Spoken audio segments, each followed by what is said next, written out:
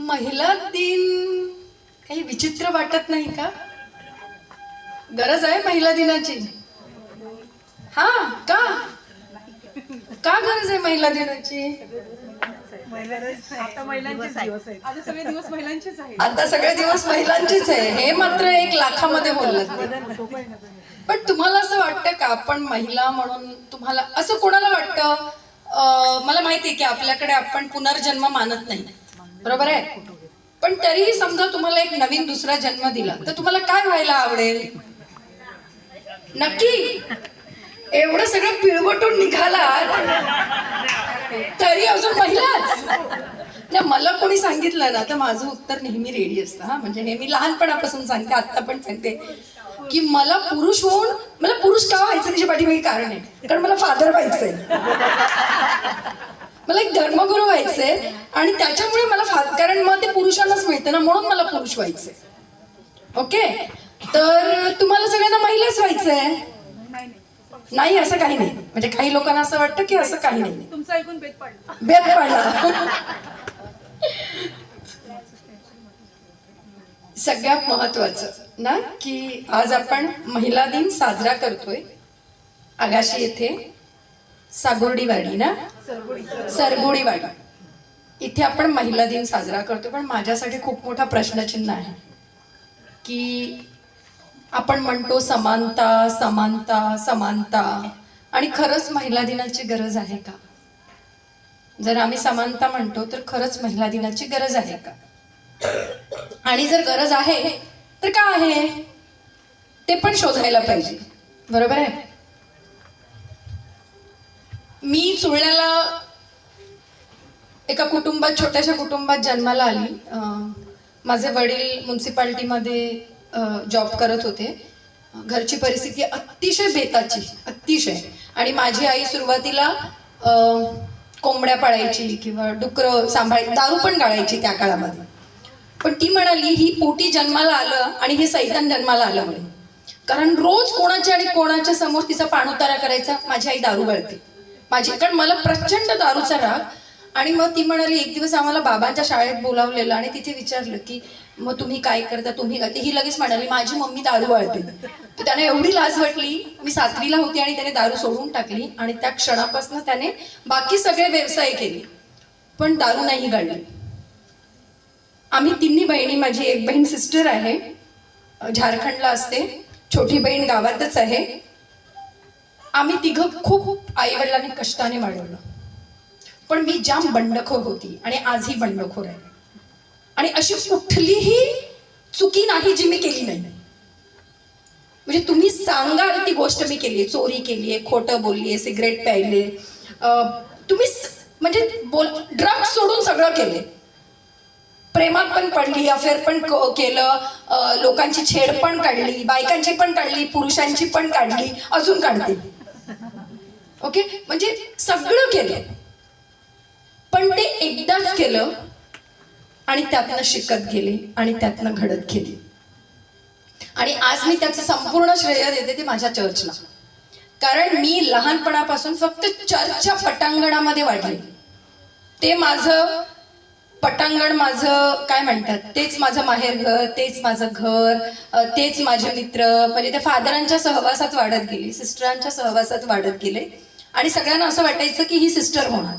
आणि माझी दुसरी बहीण जी सिस्टर झाली ना, ही लग्न करणार, कारण ती अतिशय संसारी. पण सगळं उलट झालं, ती सिस्टर झाले आणि मी लग्न केलं. पण हे सगळं करत असतानाचा जो प्रवास होता ना, तो खूप कणखर होता, खूप कणखर होता. आज तुमच्या समोर जी उभी राहिलेली मुलगी आहे ती अशी घडत गेले ना की खूप खूप त्रासातनं वरती आले. मराठी मीडियममध्ये शिकले आणि ज्या वेळेला पहिल्यांदा नोकरीला लागले, समाजसेवकाचा जी डिग्री कोर्स केला, BSW केल्यानंतर मी 11वीला फेल झाली मला. आणि त्याच्यानंतर माझ्या आईने कोणाची तरी हातपडणी करून मला वर्तक कॉलेजमध्ये ॲडमिशन घेतलं. 12वीला मला 41% होते. आणि त्यावेळेला मला माहिती पडलं, कारण मला भटकंती फार आवडायची की BSWला ॲडमिशन घ्यायचंय, पण आता मिळेल की नाही. ॲडमिशन मिळालं, त्यावेळेला इंग्रजीचं एक शब्द पण कळत नव्हता मला. त्याने सांगितलं तुझ्याविषयी सांग, तर मला माझं नाव पण इंग्रजीत बोलता येत नव्हतं. पण जसं म्हटलं तसं ना की ठरवलं की हे करणार, ज्या हातात आलं ते केलं. आयुष्याचं सोनं झालं. खूप चांगली चांगली लोक मिळाली मला घडवण्यासाठी. खूप धर्मगुरू होते. म्हणजे आज मी आगाशी नंदाखाल फार जवळ आहे तुम्हाला. फादर फ्रान्सिस दिब्रिटोची आठवण काढते. त्यावेळेला सिडको चळवळ होती. फादर जोएल डिकुना, मी युवदर्शनला त्यांच्याबरोबर होती. खूप लोकांचं मोलाचं सहकार्य मला मिळालं आणि म्हणून मी घडत गेले. ह्या सगळ्या प्रवासामध्ये एक गोष्ट मला सतत आठवते की जिने मला तोडलं आणि जिने मला घडवलं. आणि आज मी त्याच विषयावर तुमच्याशी थोडंसं बोलणार आहे. प्रत्येक महिलाने बोलायला हवं आता, स्वतःसाठी आणि आपल्या घरातल्या मुलींसाठी, मुलांसाठी. लहानपणी मी लैंगिक अत्याचाराचे बळी ठरले. आपण सगळे असू, सगळे. विशेष म्हणजे कुणीही आपल्या सोबत असलेला एखादा पुरुष, मग तो काका असतो, मामा असतो, आपला कुणी पण नातेवाईक असतो, त्याने कुठेतरी हात लावला आणि आपण घाबरलो. कारण घरात बोललं तर घरातले म्हणते काय पण बोलत असते. म्हणजे अजूनही मुलांनी येऊन तुम्हाला जर असं कोणी सांगितलं तर कदाचित तुम्ही म्हणाल ही हिला काहीतरीच बोलते. हे प्रसंग इतके वाईट होते ना, हे आपल्यावर ठसा उमटवून जातो. प्रत्येक महिला ही लहानपणी, आणि आता तर महिला नाही, आता प्रत्येक मुलगा असो किंवा मुलगी असो, हे लहानपणी लैंगिक अत्याचाराला बळी पडतं. सगळ्यात मोठी समस्या. लहानपणी घडलेली एक घटना तुमचं अख्खं आयुष्य बदलवून टाकतो. कारण काही व्रण जात नाही, अजिबात जात नाही. ती भीती सोडून जाते. कारण हे मला कधी कळलं की आयुष्यभर मी काळोखाला घाबरले. आयुष्याला, पूर्ण आयुष्यभर, म्हणजे माझं लग्न झालं त्या वर्षीपर्यंत काळोखाची मला प्रचंड भीती. आणि मला ते कळत नव्हतं का ते. आणि त्याच्यासाठी मला कारण मी स्वतः समुपदेशक आहे, काउन्सिलर आहे, पण हे सगळं करत असताना मी काउन्सिलिंगला जायला लागले स्वतः की का मला काळोखाची भीती वाटते. आणि मग नंतर मला कळालं की बालपणी माझ्यावर झालेले जे लैंगिक अत्याचार होते, ज्याच्यामुळे मी अशी घडले, मला भीती वाटायची. म्हणजे आज पण आय हेट मेन्स. मला पुरुषांची नफरत होते किंवा मला अजिबात आवडत नाही. मी सेफ नाही, मी त्यांच्यासमोर सुरक्षित नसते असं मला नेहमी वाटतं. आणि हे का, तर ते लहानपण घडलेल्या ज्या काही घटना आहेत त्या आपल्या हृदयावर व्रण सोडून जातात. ते करण्यासाठी मला 2 वर्ष स्वतःचं काउन्सिलिंगसाठी जावं लागलं, रिग्रेशन थेरपीसाठी जावं लागलं. आणि मला त्यावेळेला ते कळलं. मी लहानपणापासून एक होती, खूप स्ट्रॉंग पर्सनॅलिटी असल्यामुळे मी ह्याच्यावर खूप काम करत होते. आणि कॉलेजमध्ये ह्याविषयी शिकले, बोलायला शिकले. आणि महिलांसाठी, मुलींसाठी 1998 पासून, 1998 पासनं मी गाठ बांधली की मी महिलांसाठी आणि मुलांवर होणाऱ्या अत्याचारांसाठी काम करणार. आणि तेव्हापासून कामाला सुरुवात केली. त्यासाठी जे लागलं ते शिकत गेली. आज मला अभिमान आहे स्वतःचा आणि मला पाठिंबा देणाऱ्या माझ्या आई वडिलांचा आणि माझ्या नवऱ्याचा आणि माझ्या मुलीचा आहे. त्याचं कारण ते प्रत्येक प्रसंगात माझ्या सोबत राहिले. मी घडत गेले, गाठ बांधली. आज भारतीय पातळीवरती मी लोकांना जाऊन काही वेगवेगळे जे कायदे आहेत, जे आता रिसेंट आलेले 2 कायदे आहेत, पॉश आणि पॉक्सो. तुमच्यातल्या ज्या शिक्षिका असतील किंवा ज्या ऑफिसमध्ये काम करत असतील त्यांना हे 2 कायदे माहिती असतील. एक जो मुलांसाठी आहे ज्युव्हिनाईल जस्टिस ऍक्ट, दुसरा आहे महिलांसाठी डोमेस्टिक व्हायलन्स, घरगुती हिंसाचार, बालविवाहावरती कायदा आहे, किंवा ह्युमन ट्रॅफिकिंग आहे, म्हणजे लोकांची वाहतूक करणं, म्हणजे लोकांना विकणं ना, तो एक ऍक्ट आहे. दुसरा बालविवाह, दुसरा आहे चाइल्ड लेबर, मुलांसाठी, म्हणजे मुलांनी काम करू नये म्हणून त्याच्या विरोधात जो ऍक्ट आहे तो. आणि नवीन आलेले 2 ऍक्ट, एक आहे पॉक्सो, म्हणजे मुलांवरती लैंगिक अत्याचार होऊ नये म्हणून आलेला कायदा, आणि दुसरा महिलांवरती कामाच्या ठिकाणी शोषण होऊ नये म्हणून आलेला तो कायदा पॉश म्हणून आहे. ह्या सगळ्या ऍक्टसाठी हा ऍक्ट शिकत गेले आणि त्याचं प्रशिक्षण देत आज मी भारतभर फिरत असते, महाराष्ट्रात फिरत असते. आणि गेल्या 2 वर्षापासून मी जवळजवळ पूर्ण वेळ आपल्या डायसेस बरोबर असते. आणि ह्याच जोडीला अजून एक नवीन कायदा 2019 मध्ये आला. मला तुम्हाला एक प्रश्न विचारायचा आहे. आपण फॉर्म भरतो सगळेजण, कुठे शाळेचा वगैरे सगळ्यांनी भरलेत कुठले कुठले फॉर्म. त्याच्यामध्ये नेहमी विचारतात तुमचं लिंग. पाहिलाय तो कॉलम लिंगाचा. आता मला सांगा लिंग किती आहेत आपल्याकडे? कुठले? मेल फिमेल दोनच झाले. म्हणजे काय? नपुसकलिंग हा शब्द लिगली काढला गेलाय आता. हा, आता कोणीतरी म्हटलं चक्का, कोणीतरी म्हटलं तृतीय पंथी. हा, तर तृतीय पंथी म्हणजे आपण काय पुरुषपंथी, स्त्रीपंथी, पहिला पंथ, दुसरा पंथ आणि तिसरा पंथ का? सो कधी कधी आपला समाज जो आहे तो खूप आता पुढारलेला आहे. आपला समाज ज्या वेळेला मी म्हणते तो वसईतला समाज, मग ते कुठलाही धर्म असो, आपला समाज एक आहे, वेगळा आहे. ओके, आपला वसईचा समाज खूप पुढारलेला आहे. आणि मी मघाशी प्रश्न विचारला ना की महिला दिन साजरा करण्याची गरज आहे का, महिलांसाठी काम करण्याची गरज आहे का, तर हो. माझं उत्तर आहे आजही हो. सावित्रीबाई फुलेंच्या काळामध्ये पण हो आणि आजही हो. त्याला कारण आहे, जगामध्ये जास्तीत जास्त अत्याचार कोणावर होतात? अजूनही एकतर मुलांवर आणि स्त्रियांवर. हे सगळ्यात जगामधले दोन दुर्बल घटक, हे लक्षात ठेवायचं. आणि कितीतरी वेळ अजून राहणार आहे. म्हणजे आपण कितीतरी म्हटलं समानता येऊ दे, समानता येऊ दे, समानता काही येत नाही. आज पण एवढे लॉ आहेत, अॅट्रॉसिटीचा लॉ आहे जातीयवादासाठी, तरीही जातीला बळी जाणारे लोक आजही आहेत. आजही हुंडाबळीला बळी जाणाऱ्या स्त्रिया आजही आहेत. कामाच्या ठिकाणी त्यांचं शोषण होणाऱ्या स्त्रिया आजही आहेत. मी पण त्याच्यामध्ये. म्हणजे आजच्या घडीला मी पण कुठे गेली तर कोणीतरी हात टाकणारच. आपल्या समोर ह्या नगरसेविका आहेत. राजकारणामध्ये बायकांना काय भोगावं लागतं ते कधीतरी त्यांच्या तोंडून ऐका.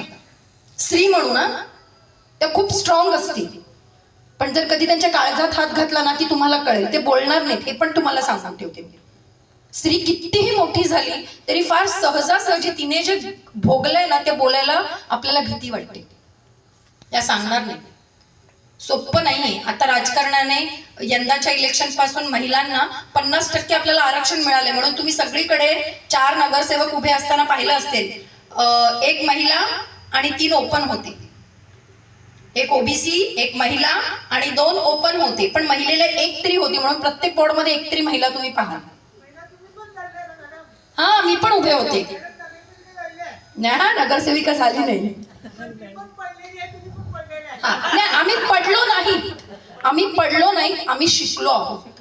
राजकारण, कारण आम्ही राजकारणी नाहीत, आम्हाला राजकारण खेळता येत नाही, पण आम्ही शिकलो. फर्स्ट हँड इन्फॉर्मेशन, हे लक्षात ठेवायचंय. मला एवढंच सांगायचंय, सोपं नाही महिलांसाठी. आणि म्हणून आपण दुर्बल घटकामध्ये येतो. आणि फक्त आजचा दिवस जो आहे, उद्या 8 मार्च, 10 मार्चला अजून काहीतरी आहे. कोणी शिक्षिका आहे का इथे? काय आहे 10 मार्चला? वॅक्सिन. नाही, कोणाचा तरी दिवस आहे, दुसऱ्या एका महिलेचा. मी नाही सांगणार, तुम्ही जा आणि शोधा. गुगल वापरताना, रील बघताना आता बघा 10 मार्चला काय आहे ती, कुठल्या महिलेचा दिवस आहे, तो आपण साजरा करणार ना. मला एवढंच सांगायचंय, घराघरामध्ये तुम्ही इथे जितक्या बसलेल्या आहेत ना, एवढ्या सोबत जरी एक गोष्ट, आज मी ज्या 2 कायदे तुम्हाला सांगणार आहे. एक कायदा आहे जो पॉक्सो, मुलांच्या लैंगिक शोषणासाठी, शोषण होऊ नये म्हणून शोषणासाठी, म्हणजे 2012चा कायदा. आपली मुलं जी आहेत, लहान मुलं, कधी येऊन तुम्हाला सांगतील. काही गोष्टी घरामध्ये निरीक्षण करायला शिका की आपली मुलं मोठी होता किंवा लहान मुलं पण अचानक बोलायची बंद होतात, अचानक घाबरतात, किंवा मी नाही जाणार त्या ताईच्या घरी, मी नाही ते काकांबरोबर बोलणार, मी त्या दुकानात जाणार नाही जाऊ दे. थोडस बोला त्यांच्याबरोबर. का? हा का विचारा, प्रश्न विचारा. ती पोरं 100 प्रश्न विचारतात तुम्हाला, तुम्ही कंटाळता, कंटाळू नका. त्यांच्या काला उत्तर द्या आणि तुम्ही पण त्यांना का विचारा. मुलांच्या अंगावर कुठे व्रण आहेत का? ते सुसू करताना किंवा काही करताना अंग दुखतं, इथे दुखतं, इथे हात नको लावू, त्यांना लाज वाटते. कृपया मुलांशी संवाद साधा. कारण हल्ली मुलांचं शोषण हे सगळ्यात मोठा एक समस्या झाली आहे. तुम्हाला सगळ्यांना माहिती आहे का, आता एक नवीन फाईल ओपन झाली आहे जग पातळीवरती. कोणी ऐकली आहे? कुठली फाईल? Epstein file. म्हणजे काय? त्याच्यामध्ये काय काय मिळालं? स्त्रियांवर नाही, लहान मुलांवरती झालेले अत्याचार. म्हणजे जगातल्या मोठ्या मोठ्या व्यक्तींनी, मग ते उद्योगपती असो, राजकीय नेते असो, फिल्म इंडस्ट्रीतली लोक असो, प्रत्येक सगळ्यांनी फक्त जे लैंगिक शोषण जे केलं ना ते मुलांचं केलं. त्या फाईल ओपन करण्यात आलेल्या आहेत. म्हणजे मुलांचं लैंगिक शोषण असं म्हणतात, 100 मुलांमध्ये 96 मुलं ही लैंगिक शोषणाचे बळी ठरतात. म्हणजे आपला मुलगा पण असेल, आपल्या बरोबर पण झालं असेल, पण आपण बोलणार नाहीत. आपल्याला लाज वाटते. कसली लाज वाटते? माझ्यासाठी फार मोठा प्रश्न आहे. आपल्याला भीती वाटते, लोक काय म्हणतील. काही म्हणणार नाही. ते व्रण आपल्या आणि आपल्या मुलांच्या अंतःकरणावरती कोरले जातात आणि आपलं अख्खं आयुष्य त्याच्यामुळे बिघडत जातं. ते घडत नाही. तुमची मुलं अचानक बोलायची बंद राहतात ना, अभ्यासात कमी होतात, आपल्याला कारणच मिळत नाही. कारण आपण ह्या विषयावर कधी बोलत नाही. कुठल्या शाळेमध्ये आज वसई सोडा, मुंबई सोडा, कुठेही फुल टाइम काउन्सिलर कुठेच नाही. समुपदेशक ज्या शिक्षिका आहेत ते सांगू शकतील. कुणाच्या शाळेमध्ये फुल टाइम आहे समुपदेश? फुल टाइम आहे, 2 आहे. कुठली शाळा तुमची? हा, ताराबाई वर्तक वसईत आहे, विरारला. पण फुल 2 आणि ते फुल टाइम असतात. म्हणजे पहिली शाळा. म्हणजे माझ्या कुठल्या तरी सत्रामध्ये कुणीतरी सांगितलं की आमच्या शाळेमध्ये समुपदेशक आहेत. मी एका शाळेमध्ये 1 वर्ष समुपदेशक होती वसईमध्ये, आणि मी ज्या केसेस पाहिल्या तिथे, आणि मी शाळेमध्ये समुपदेशकाची नोकरी नाही करू शकत, पण त्यावेळेस वर्षी मला राहायचं होतं घरात, काहीतरी करायचं म्हणून मी शाळेत समुपदेशक म्हणून गेले. सामाजिक कार्यकर्ता म्हणून स्टॅटिस्टिक्स माहित होते की एवढं शोषण होतं. पण त्या शाळेमध्ये मी ज्या केसेस पाहिल्या, रोज 20 ते 25 मुलं यायची आणि सांगायचे त्यांचे अनुभव. माझ्या पायाखालची जमीन बिथरली. त्याच्यामध्ये कितीतरी मुलं अशी होती की घरात आयदर बाप, आई, नातेवाईक, शाळेतल्या बसचा ड्रायव्हर, क्लीनर,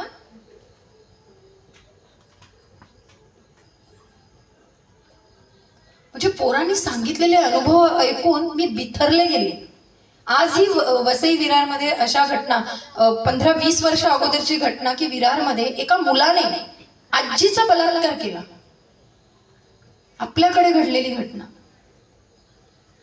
ह्या सगळ्यांपासून जर आपल्या मुलांना, कारण ह्याचा जो कायदा आहे, आता तुम्हाला एक सांगते, कधी तुमच्या मुलाने येऊन तुम्हाला सांगितलं किंवा शाळेत त्या शिक्षक आहेत त्यांना सांगितलं, किंवा तुमचं नाव काय ताई? Joyce Lopes. आता समजा इथे कुठेतरी राहते, किंवा ट्रिझा मॅडम पण इथे राहते, आणि कोणीतरी येऊन सांगितलं मुलांनी किंवा एखाद्या बाईने, तुला माहितीये की त्या पोराने ना असं सांगितलेलं, त्याला कोणीतरी ना इथे छेड काढली किंवा त्याच्या अंगाला हात लावला, असं काहीतरी सांगितलं तुम्हाला, आणि तुम्ही म्हटलं कोणाचा पोरगा, मला काय करायचंय, सांगितलं आणि गप्प राहिले. पण पॉक्सो कायदा जो आहे ना तो फार कठीण कायदा आहे. त्याचं कारण कसं असतं माहितीये? समजा स्मिताने कोणाला तरी सांगितलं की त्या अंकलने माझ्याबरोबर, की त्या टीचरने माझ्याबरोबर असं केलं, किंवा त्या मावशीने माझ्याबरोबर असं काहीतरी केलं. शोषण करणारा फक्त पुरुष नसतो, हे पण तुम्हाला सांगते. त्या गैरसमजातनं बाहेर या. शोषण करणारी ही स्त्री पण असते. आता मी सांगितलं कोणाला तरी, मी छोटी आहे आणि मी कोणाला तरी सांगितलं. आता मी सांगितल्यानंतर समजा त्या बाईने तिला काही कळलं नाही, कदाचित असं समजूया, तिला कळलं नाही, तर तिने जाऊन सबीनाला सांगितलं, सबीना, अरे ती स्मिता ना असं काही बोलत होती. ते म्हणाले, अच्छा. सबीना म्हणते, काय माहिती, ते काहीतरी स्टोरी करत असेल. सबीनाने सबीनाच्या घरात नवऱ्याला सांगितलं, किंवा तुमचं मंडळ आहे, ट्रिनिटी मंडळमध्ये हा विषय झाला की ती ना स्मिता हल्ली जाम मस्ती करते किंवा शाळेतच जात नाही. अरे ती असं काहीतरी बोलत होती, ते शाळेत कोणीतरी तिची असं काहीतरी केलं. म्हणजे तुम्हाला सगळ्यांना माहिती पडलं, ट्रिनिटीवाल्यांना. 10-15 दिवस गेले, आणि समजा स्मिता बरोबर काहीतरी अशी घटना घडली आणि त्याची पोलीस केस झाली. आता पोलीस केस झाली ती XYZ जिने कोणी केलं तिच्या बरोबर, आणि मग स्मिताशी पोलीस बोलतात. तर पोलिसांनी विचारलं, बाळा तू कधी कोणाला सांगितलं नाही का? हो मी सांगितलेलं ना, सबीना मावशीला सांगितलेलं, किंवा पूनम ताईला सांगितलेलं, कोणाला तरी सांगितलेलं.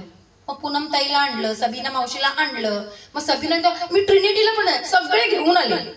म्हणजे अत्याचार कोणी केला त्या XYZ ने, पण त्याला पार्टी कोण झाले हे सगळे केस तुमच्या सगळ्यांवर होणार, असा हा कायदा आहे.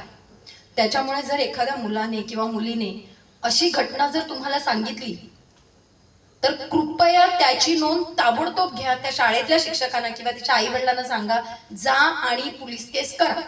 ते शोधतील कोण आहे, काय आहे, मुलगा खोटं बोलतोय खरं बोलतोय ते काउन्सिलरना सांगतील. पण ह्याची नोंद घ्या, कारण ह्याच्यात जर तुम्ही फसलात ना तर सगळे फसणार.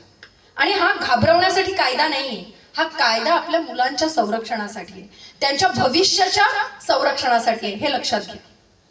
हा कायदा आपल्याला माहित असणं, कारण आपल्या मुलांसाठी ना, आपल्या कुटुंबातील मुलांसाठी, आपल्या शेजोळ्यातील मुलांसाठी, आपल्या गावातल्या मुलांसाठी आणि आपल्या चर्च मधल्या किंवा आपल्या वसई विरारच्या मुलांसाठी, हा सगळ्या मुलांसाठी. मला सांगा, मुलांची व्याख्या कायदा काय म्हणतो? मूल म्हणजे कोण? मूल म्हणजे कोण? किती वर्षाचं म्हणजे मूल? मी माझ्या आईची मुलगी आहे, मी मूल आहे का? हो नाही. मग मूल म्हणजे कोण? 14 वर्ष. बरोबर. कोणी म्हटलं ते? ओके. त्या म्हणाल्या 18 वर्ष कोणी सांगितलं ते? Below 18 years. तुम्ही पण बरोबर सांगितलं. अजून मुलाची दुसरी कुठली व्याख्या? वयात आलेली मुलं मुली, पाळी येते, हा, म्हणजे वयात आलेली मुलं. कायदा काय म्हणतो? त्याने जे सांगितलं 14 वर्ष, ती RTE ची व्याख्या, म्हणजे शिक्षणासाठी मूल म्हणजे 14 वर्ष. चाइल्ड लेबरसाठी मूल म्हणजे 14 पण आहे आणि 16 वर्ष 18 वर्ष अशा वेगळ्या व्याख्या आहेत. पण जागतिक स्तरावर एकच व्याख्या, 18 वर्ष म्हणजे मूल. आता 18 वर्ष म्हणजे काय? आज माझा 7 तारीख, आज माझा बर्थडे आहे, बरोबर? तरी मी आज मुलंच आहे. किती वाजेपर्यंत? रात्री 11:59 पर्यंत. 7 तारखेला माझा वाढदिवस आहे, तर 7 तारखेला रात्री 11:59 मी मुलंच आहे. म्हणजे माझ्या बरोबर काहीही घडलं किंवा मी काहीही केलं तरी ती केस मुलांच्या कोर्टात जाणार, मोठ्यांच्या कोर्टात नाही जाणार. आणि तुमच्या माहितीसाठी मुलांसाठी वेगळं कोर्ट असतं. ज्या छोट्या मोठ्या घटना मुलांबरोबर घडतात त्याच्यासाठी बालकल्याण समिती असते, प्रत्येक जिल्ह्यासाठी असते. आपल्या जिल्ह्यासाठी पालघरला आहे, सिव्हिल रुग्णालयाच्या समोर आहे मुलांचं कोर्ट. आणि जर एखादी केस क्रिमिनल असेल ना, तर त्या मुलांसाठी क्रिमिनल केस तुम्हाला कळते, म्हणजे गुन्हेगारीच्या संदर्भात जर कुठली केस असेल किंवा एखाद्या मुलींवरती पेनिट्रेटिव्ह सेक्शुअल एक्सप्लॉयटेशन झालं असेल, म्हणजे बेसिकली रेप सारख्या केसेस, त्याच्यामध्ये FIR होते. आणि अशा केसेस ज्या असतात ह्या ज्युव्हिनाईल जस्टिस बोर्ड, हे मुलांसाठी असलेलं क्रिमिनल कोर्ट असतं. क्रिमिनल केसेससाठी वेगळं कोर्ट असतं. आणि काळजीसाठी बालकल्याण समिती असते, CWC, जी आपली पालघरला आहे. आपल्याकडे दोन्ही कोर्ट आहे, हे लक्षात ठेवायचं. त्याच्यामुळे मी जोपर्यंत रात्री निर्भया केस आठवते तुम्हाला? दिल्लीची निर्भया केस, ज्या मुलीवरती अत्याचार झालेले, किंवा मुंबईमध्ये शक्ती मिल प्रकरण झालेले. कोर्टामध्ये जर वयाची अट असते ना, त्याच्यामध्ये 1-1 सेकंदाचा खेळ असतो. आपल्याकडे एक पत्रकार आहेत, त्यांना माहिती असेल. मला जर एखाद्या मुलाला वाचवायचं असेल तर, किंवा एखाद्या अडल्टला वाचवायचं, कधी कधी सांगितलं नाही तो 18 वर्षाचा पूर्ण नव्हता, 1-1 सेकंदाचा खेळ असतो. आपल्याकडे जास्त मानत नाही, पण तुम्ही जर पाहिलं की तुमच्या डिलिव्हरी झाल्या तर तिथे वेळ लिहिली जाते. आणि एखादी FIR नोंदायला गेले किंवा NC नोंदायला गेले तर ते नेहमी प्रश्न विचारतात, किती वाजता? नक्की सांगा कितीला झालेलं. वेळ लिहिली जाते, वेळ फार महत्वाची असते. त्याच्यामुळे एक लक्षात गाठ बांधून ठेवायची, मूल म्हणजे 18 वर्ष. 18 वर्ष म्हणजे ज्या दिवशी त्याचा वाढदिवस आहे त्या दिवशी रात्री 11:59 ते मूल, 12 वाजले की तो अडल्ट झाला. म्हणजे काहीही झालं तर तो अडल्टच्या कोर्टामध्ये. हे आपल्याला माहिती अशासाठी असणं गरजेचं आहे. आपल्या आस परिसरामध्ये अशा बऱ्याचशा केसेस होतात. आता 15 दिवसा अगोदरच एका 17 वर्षाच्या मुलाने, 17 की 16 वर्षाचा मुलगा जो 10वीला की 12वीला होता, त्याने एका मुलाचा ऍक्सिडेंट केलं आणि रील बनवत होता तो. आणि ऍक्सिडेंट केल्यावर जो मरण पावला मुलगा तो 23 वर्षाचा होता. तर तो खूप वादाचा मुद्दा झाला. लोक म्हणतात त्या पोराला कसं सोडलं तुम्ही? पण कोर्ट काय म्हणतं, न्यायालय काय म्हणतं, प्रत्येक मुलाला बदलाची किंवा सुधारण्याची संधी द्यायला पाहिजे.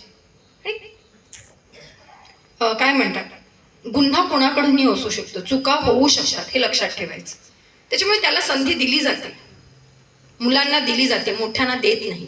त्याच्यामुळे हे कोर्टाच्या काही बाजू असतात हे आणि कायद्याच्या काही बाजू असतात हे आपल्याला समजून घेणं फार गरजेचं आहे. आपल्याला पटणार नाही, आपल्याला राग येईल, ती वेगळी बाजू, पण त्याला बदलाची एक संधी द्यायची. येशू ख्रिस्ताने पण उजव्या हाताच्या चोराला त्याने माफी मागितली तर त्याला घेऊन गेला ना स्वर्गात, ज्याच्यावर आपण विश्वास ठेवतो ना. कदाचित जुदासने ज्याने त्याला फसवलं त्याने सुसाईड केलं नसतं आणि माफी मागितली असती तर येशू ख्रिस्ताने त्याला माफी पण दिली असती. पण कुठेच असं आपण पाहिलंय का येशू ख्रिस्ताने वक्तव्य केलंय की मी जुदासला माफ केलं नाही किंवा मी जुदासला येशू ख्रिस्ताने शिक्षा दिली? कुठेच नाही लिहिलेलं. कारण बदलण्याची संधी, सुधारण्याची संधी धर्म पण देतो, समाज पण देतो आणि कायदा पण देतो. तर हा कायदा जो आहे पॉक्सो, कृपया मी रिक्वेस्ट करते, लक्षात ठेवा. आपले अनुभव असतील आपल्या मुलांना सांगा, आपल्या मुलांबरोबर तो मुलगा असो किंवा मुलगी असो, त्यांना ते सांगा. त्यांचे पण मुलांच्यावर अत्याचार जास्त होतात आणि जे कळत नाही, मुलं नाही सांगणार. मुलं फार घाबरतात. मुली एक वेळ ओपन तरी होतात, मुलं नाही ओपन होत. त्यांच्याशी बोलणं फार फार गरजेचं आहे. तुमच्या मुलांमध्ये होणारे जे बदल असतात ते निरीक्षण करा. आपल्याला शक्य नसेल तर तुमच्या आसपास कुठेतरी असेल, काउन्सिलर्स असतील किंवा काही धर्मगुरू असतील, धर्मभगिनी असतील, काही शिक्षिका असतील ज्या खूप छान प्रकारे मुलांना समजवतात, त्यांच्याकडे घेऊन जा. गरज लागली तर आम्ही वसई जनहित ट्रस्टमध्ये असतो, तुम्ही आमच्याकडे येऊ शकता. हा झाला मुलांसाठी असलेला एक कायदा जो तुम्हाला प्रत्येकाला माहिती असणं गरजेचं आहे. दुसरं आहे, ज्या महिला काम करतात, मग त्या कुठल्या तरी ऑफिसमध्ये किंवा संस्थेत काम करतात त्या महिला, किंवा एखादी मुलगी घरकाम करते. आज मला ट्रिझा टीचरने सांगितलं, मी आज काहीतरी खाल्लं. काय खाल्लं? मी हिंगोळी खाल्ली. म्हणजे मी आज पहिल्यांदा खाल्ली, मला प्रचंड आवडली. मी काही खाणार नव्हते आणि मी 1.5 खाल्ली, हे पण तुम्हाला सांगते. हावरटासारखी खाल्ली. मला ट्रेडिशनल स्वीट्स खूप आवडतात. मी बाकी काही गोड खात नाही, पण मला ते फार आवडतात, पुरणपोळी म्हणा वगैरे. मी आज तसलाच एक प्रकार खाल्ला, हिंगोळी मला आवडला. आता त्या हिंगोळी करणाऱ्या ज्या बायका आहेत त्या गावातल्याच कुणीतरी बायका आहेत, पण ते कमावतात ना, म्हणजे त्या पण काम करतात, हे लक्षात ठेवायचं. जी बाई काम करते कुठलंही पैशासाठी किंवा नोकरी करते, एक व्यवसाय करते, त्या प्रत्येक बाईला हा जो कायदा आहे कामाच्या ठिकाणी होणाऱ्या अत्याचारापासून, लैंगिक अत्याचारापासून संरक्षण कायदा 2013, ह्याचा फरक एकच आहे की जी व्यक्ती एखाद्या ऑफिसमध्ये किंवा संस्थेमध्ये किंवा एखाद्या उद्योजकाकडे काम करते, जिथे कमीत कमी 10 लोक एकत्र काम करतात, 10 पेक्षा जास्त करतात, अशा ठिकाणी त्यांना बऱ्याच गोष्टी कराव्या लागतात. त्यांना स्वतःची एक पॉलिसी असणं गरजेची असतं, एक तक्रार समिती असणं गरजेची असते. प्रत्येक ऑफिसमध्ये पाहिजे. आपल्याकडे कुठेच नाहीये, पालघर डिस्ट्रिक्टमध्ये कुठेच नाहीये. आणि जी बाई एकटी दुपटी काम करते, जसं त्या हिंगोळी करणाऱ्या बायका किंवा तुमच्या ब्युटिशियन असतील किंवा एखादी बाई स्वतः एकटी काहीतरी काम करते, घरकाम करणारी बाई, ह्यांच्याकरता जिल्हा पातळीवरती लोकल कंप्लेंट कमिटी म्हणजे स्थानिक तक्रार समिती म्हणून आहे. आणि सध्या परिस्थितीमध्ये त्यांची जी चेअरपर्सन आहे त्या आपल्या इंदुराणी मॅडम आहेत, आपल्या कलेक्टर आहेत, अध्यक्ष आहेत. आणि प्रत्येक समितीमध्ये म्हणजे ऑफिसमध्ये असो किंवा जिल्हा पातळीवर कमीत कमी 5 लोक असतात. त्याच्यामध्ये एक बाहेरची असते, 4 आतली लोक असतात. आणि जी बाहेरची असते ती एखादी सामाजिक कार्यकर्ता महिलांसाठी काम करणारी असतात, जिला ह्या कायद्याचं ज्ञान आहे, जी महिलांच्या समस्या समजू शकते अशी असतात. आता महिलांसाठी हे का आहे ह्याच्या पाठीमागे कारण आहे. 1997च्या वेळेला भारतामध्ये राजस्थान हे सगळ्यात मोठं बालविवाहासाठी प्रसिद्ध असलेलं शहर. हे तुम्ही मान्य करता का? बालविवाह हा राजस्थान आणि कर्नाटका इथे मोठ्या प्रमाणात चालतात. सध्या कोविड नंतर आपल्या पालघर जिल्ह्याने पण त्यांना कॉम्पिटिशन द्यायला लागलं, सगळं सोडून. त्याच्या पाठीमागची कारणं वेगळी आहेत. आपल्याला कधी कधी वाटतं मजा असते का बालविवाह? नाही. त्या आई वडिलांना आपल्या मुलींचं संरक्षण करण्यासाठी पण बालविवाहात धक्का द्यावा लागतो. सोपं नसतं ते. कारण आम्ही ग्रामीण भागामध्ये, मी जव्हार, मोखाडा, तलासरी, डहाणू इथे आम्ही काम करतो. आम्हाला माहित आहे त्या आई वडिलांच्या व्यथा वेगळ्या असतात. हे सोपं नसतं त्यांच्यासाठी पण. पण अशीच एक बाई जी आपल्याकडे अंगणवाडी सेविका वगैरे असतात ना, त्या हे सगळे कामं करतात बालविवाह रोखण्यासाठी. तर भौरी देवी म्हणून जी बाई होती राजस्थानमधली, तिने एका ठिकाणी बालविवाह रोखला आणि तो बालविवाह रोखला म्हणून त्या घरातल्या कुटुंबातला जो पुरुष होता तो चवताळून निघाला. त्याने संध्याकाळी सामूहिक बलात्कार केला भौरी देवीचा. भौरी देवी खूप स्ट्रॉंग बाई होती आणि तिने काय केलं की ती गेली, पोलीस स्टेशनला गेली, हॉस्पिटलला गेली, मेडिकलसाठी FIR नोंदण्यासाठी. तिला कोणी मदत केली नाही. त्यावेळेला राजस्थानमधल्या काही संस्था एकत्र आल्या आणि त्यांनी तिला मदत केली. त्यानंतर भारतीय पातळीवरती आणि एशियन संस्था एकत्र आल्या. तिला न्याय मिळाला आणि तिला न्याय मिळाल्यानंतर ज्या प्रत्येक न्यायखंड जे असतं, न्यायपीठ असतं, तिथे एक समिती गठीत केली जाते ती इन्व्हेस्टिगेशन करण्यासाठी. किंवा त्यावेळेला विशाखा समिती एक तयार करण्यात आली. त्या समितीने ह्या बाईला न्याय मिळवून देण्यासाठी आणि महिला काम करतात तिथे त्यांना सुरक्षित ठेवण्यासाठी त्यांनी काय करावं काय नाही करावं, त्यांना सुरक्षा अशी काही नियमावली तयार केली. आणि त्या वर्षापासनं प्रत्येक संस्थांमध्ये ह्या विशाखा समित्या तयार झाल्या.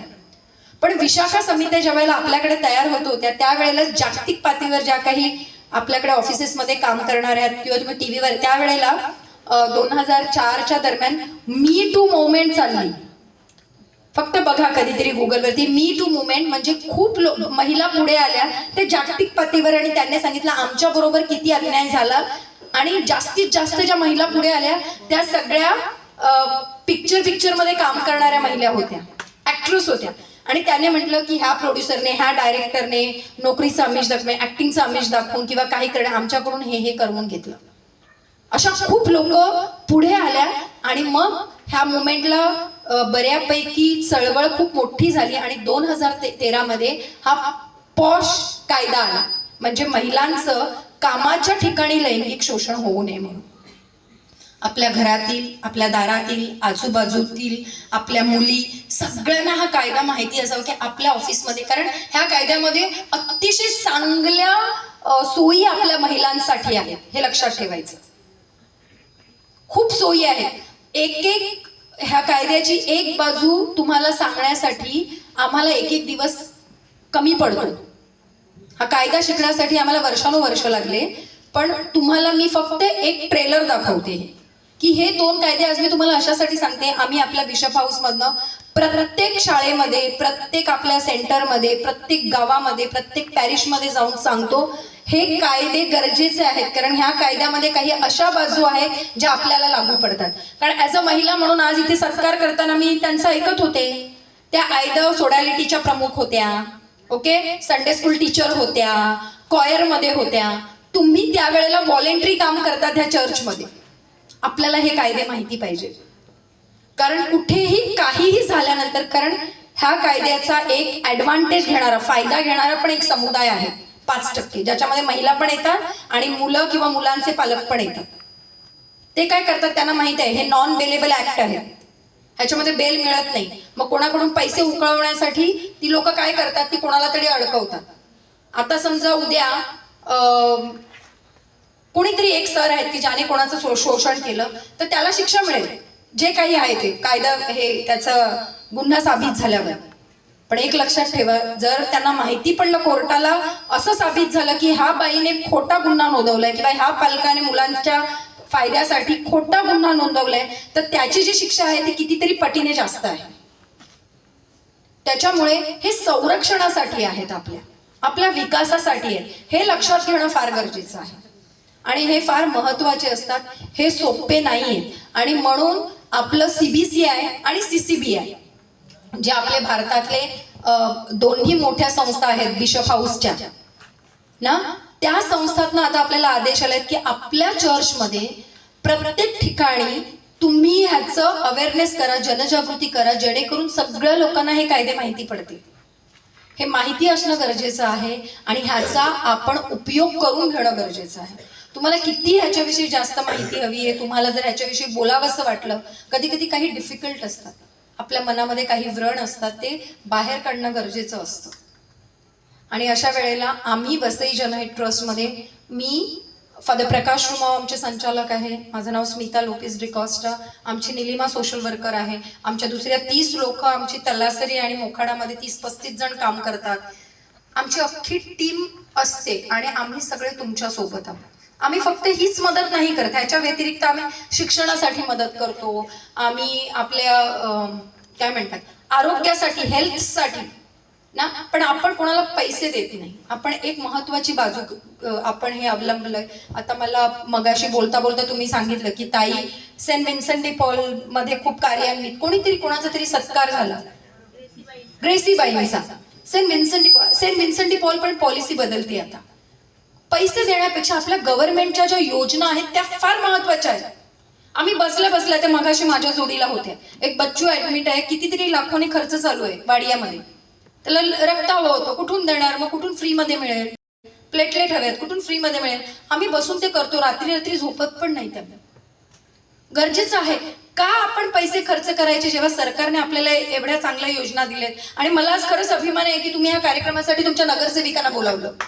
Very very important. मी त्यांचं कार्य पाहिलं, तुम्ही जे कार्याचा अहवाल दिला त्या आहेत. आपल्याकडे स्मिताताई ना, श्वेताताई आहेत ज्यांची संस्था आहे.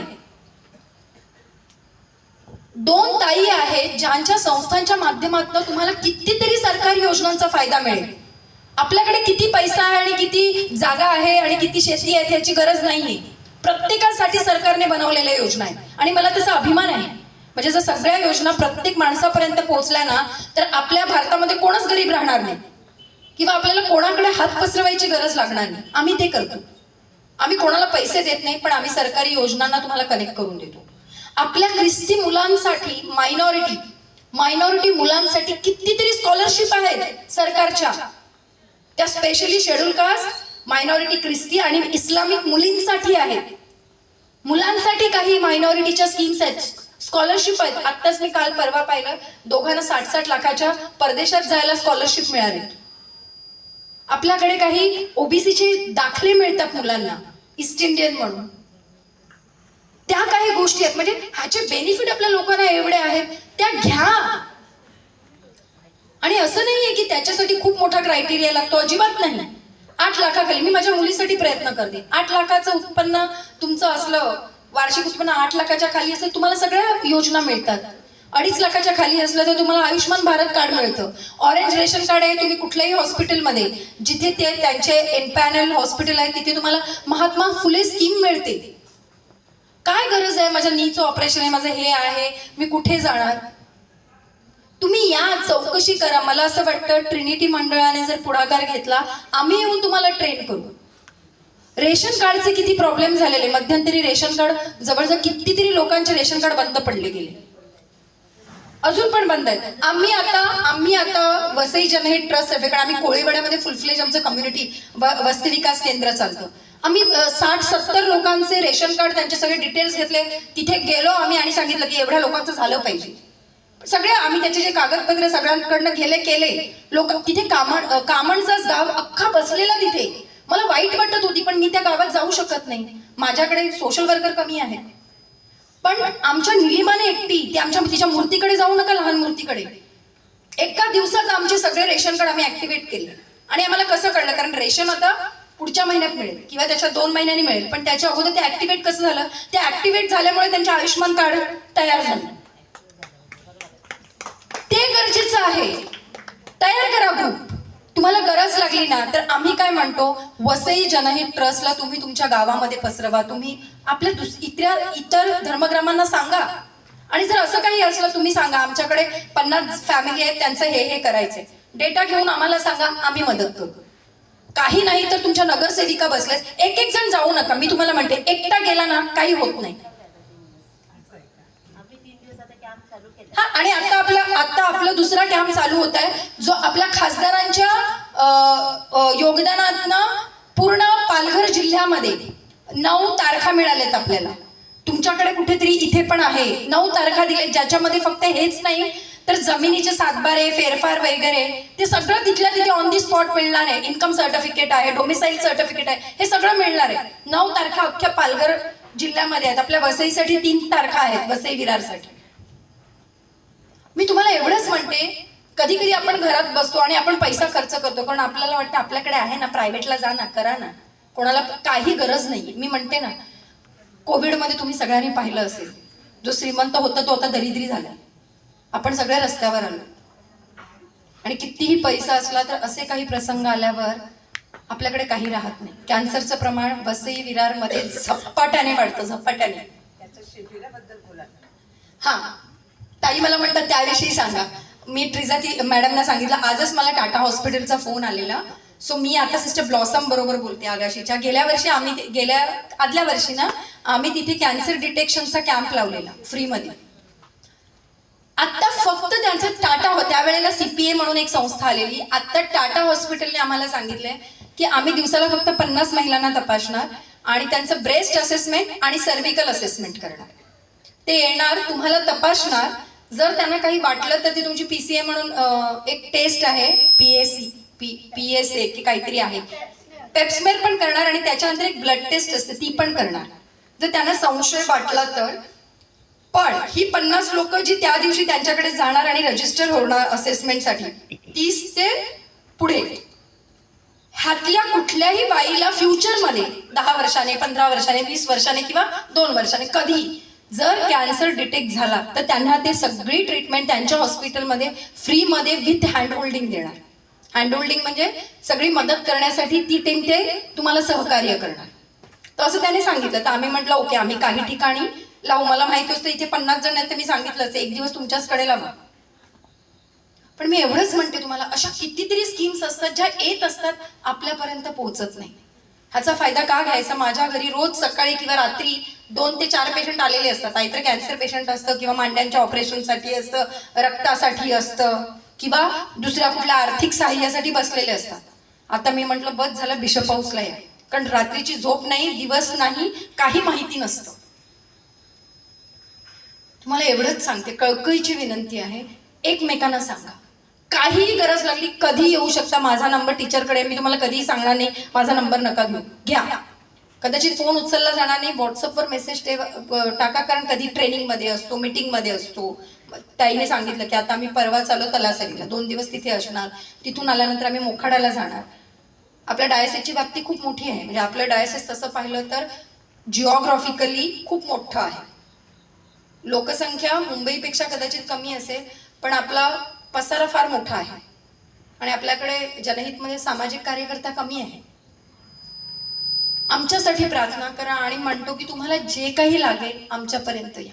आणि अशा काही जे कायदे आहेत त्याचा आम्ही तुम्हाला, कारण हा कायदा एका वेळेत नाही करू शकतो. जर तुम्ही एक दिवस तयार असाल, तुम्ही ताईला सांगा अर्धा दिवस आमच्या बरोबर बसा, 15-20 जणी किंवा 25-30 जणी, आम्ही तुम्हाला सविस्तरपणे ह्याची माहिती देऊ. अशा कार्यक्रमामध्ये आम्ही तुम्हाला छोट्या छोट्या त्यातल्या गोष्टी असतात ते नाही सांगू शकत, पण तुमच्याकडे एक टीम तयार करा ज्यांना ही माहिती पडेल. मग तुम्ही घराघरामध्ये ह्याविषयी माहिती द्या. सरकारी योजना आहेत त्याच्याविषयी आम्ही तुमची एक टीम तयार करा, त्यांना माहिती देऊ. तुम्ही जा आणि द्या.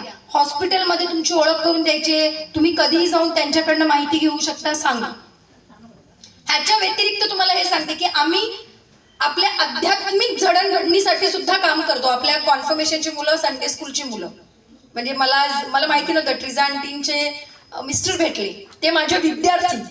ऐकायला फार विचित्र वाटतं ना स्टुडंट सांगितल्यानंतर. मी त्यांच्या बायबल क्लास शिबिरची टीचर. मी पूर्वी बँगलोर शिबिरला जायची बायबलच्या संदर्भात शिकवण्यासाठी. सो असं काही नाही. म्हणजे मला कधी कधी खूप अभिमान आहे की परमेश्वराने मला इतकं सुंदर आयुष्य दिलंय ना, की असं कुठलंही फील्ड नाही की जिथे मी काम केलं नाही. मी रेस्क्यू ऑपरेशनसाठी गेले, म्हणजे आम्ही धाडी टाकायचो, ट्रेनच्या लोकांबरोबर गेली आहे, किंवा लहान मुलांना वाचवण्यासाठी, कमर्शियल सेक्स वर्करची मुलं तिथून बाहेर काढण्यासाठी ती कामं केलेली आहेत. मी एक डिलिव्हरी पण केली आहे.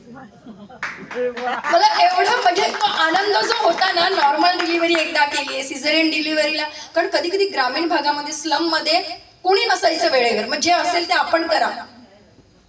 म्हणजे सगळे अनुभव घेतलेत ना, आणि इतकं बरं वाटतं. म्हणजे मला असं वाटलेलं 2014ला मी जवळजवळ 6 महिने कोमामध्ये होती, आणि जेव्हा 2014ला मी त्याच्यातनं बाहेर पडले, आणि मी बाहेर पण पडले ते पण रिट्रीटमुळे.